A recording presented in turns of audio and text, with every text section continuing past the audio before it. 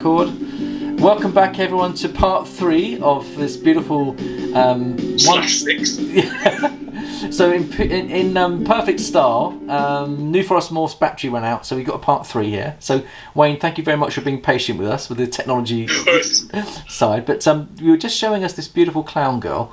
So can you tell us what her name and tell us her genes and what your plans are? Yeah. So in true Disney fashion, she's Mulan, and she is a granite fire clown girl. Awesome. I think granite, for me, I mean, she's just about to go into shed, so she's a bit duller than she usually is because she's a bit more vibrant normally, as you'd expect with fire as well.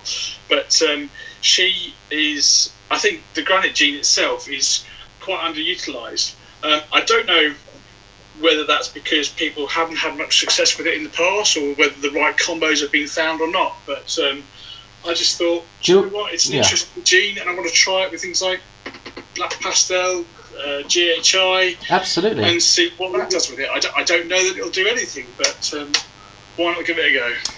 Well, Jad and I have bought a granite this year in addition, and we're shooting for a granite. We're shooting for a highway clown. So we've got that's what we're shooting for, a highway clown, and we've got a granite. So that's gravel, you mean then? Yeah. Oh, it's gravel. Sorry, I'm getting gravel and granite confused. Sorry. Yeah, and that's the thing. Gravel, is very different in itself because that's like the Omega that I showed you. But granite is a very,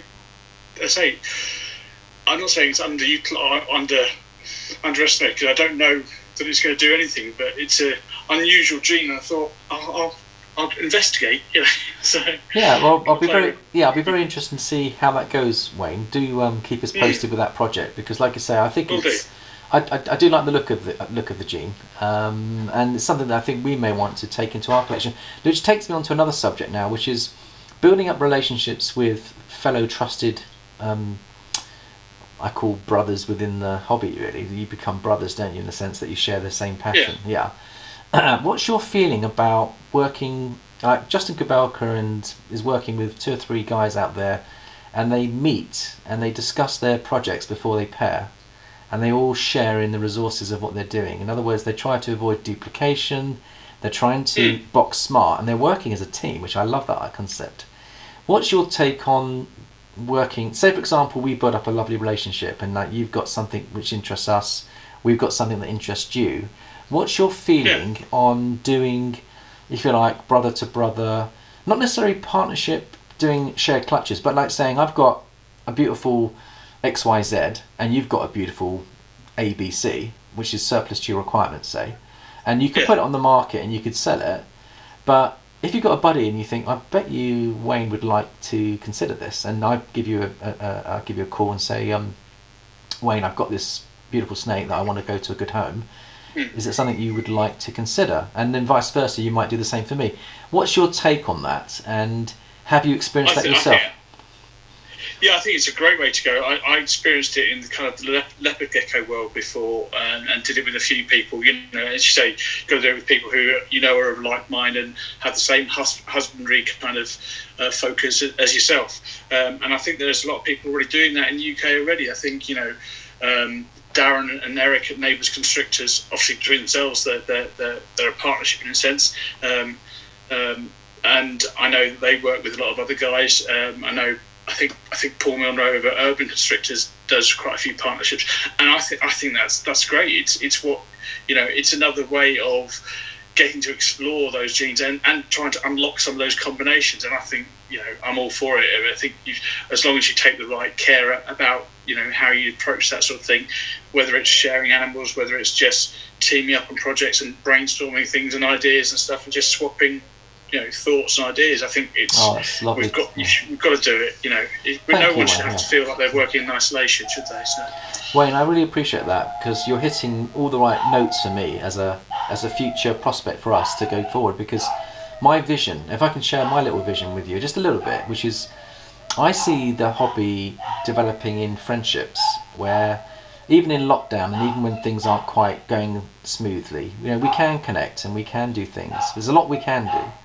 But I think that it's exciting when 2 friends connect and you look at each other's collection and that I've got projects that you won't be looking at, and you've got projects certainly that interest me, And I'd like to say at some point in the future, before I even consider putting any snakes on Morph Market, is to give you a tinkle and say, what are your thoughts? Are you interested in this? Before I do that. And it's courtesy for me to do that to a friendship base and then to reciprocate. So you end up working together in a mutual respect, but you actually get the opportunity to benefit from 10 years of hard work from someone else's collection instead of starting from scratch. And you're trading your year's experience, really. Besides your knowledge, you're also trading all that hard work. You're actually trading and building each other's collection, which I think is a win-win in my book, as long as it's done, like you say, with the same husbandry, the same. You've got to be thinking on the same wavelength, haven't you? You've got to be both on the same wavelength and trust each other. That's so important, I think. And I think there's a few groups. I think, is it Chris Jones, I think, who has a group that he kind of does sort of regular meetups, or did, to do that sort of thing. And I think that's great, because they don't sell snakes at those events they get to or anything like that. It's just like-minded people getting together and having a conversation about stuff. So I think it's fab. Well, you just give me an idea. I'm going to call this the back cam on this show. So we've got to think about that. Remember Spruce Wayne, you're being very spruce with us. You're certainly green. I'm guessing that you've got very high green credentials as well, because with a name like Spruce Bruce, I'd expect it. So Spruce Wayne, so Spruce Bruce. It's my dyslexia kicks in from time to time, but I think that makes me. But I'm oh well. But that's lovely, and so I think just to wrap up our lovely one-to-one, I must say it's been an absolute delight for me and a privilege to be able to do this. I really have enjoyed this, and we've kick-started the potential for a live chat. I mean, once Adam gets all the technology up, Snake Take is what it's all about, and I think we'll probably go there now.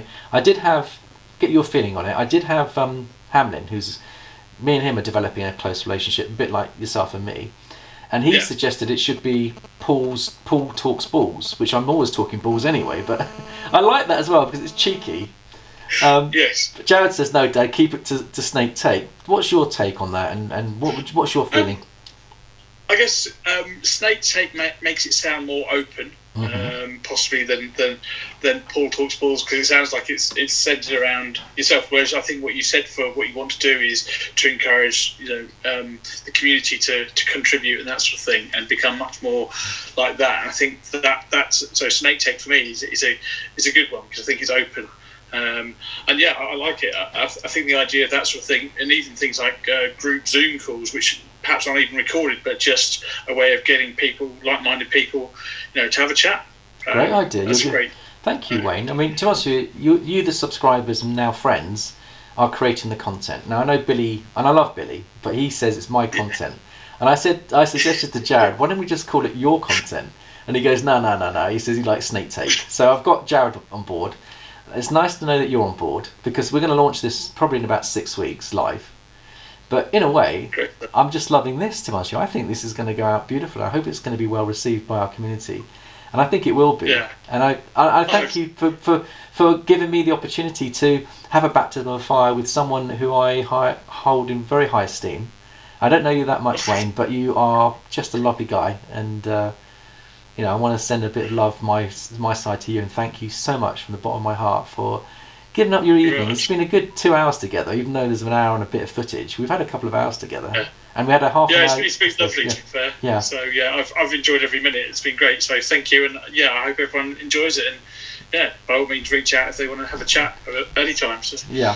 So just to remind everyone, just to remind everyone, Wayne, we'll go out with some music, and I think I want you just to remind everyone, if they want to contact you, Instagram and Instagram, Facebook, and Morph Market, just Phoenix Royals UK. Yeah, let me just zoom in on your logo, because I think so that people can see your logo. I can zoom in on that, and there we go, Phoenix Royals, ladies and gentlemen.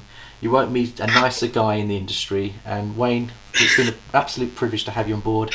Batman's going to be playing out, sending love from Batman, and here we go. Come on, you've got to do your dance, that's it. I'll join you. Thank you so much, Wayne. It's goodbye from New Forest Morphs. You take care. Take care. Bye now. Bye-bye.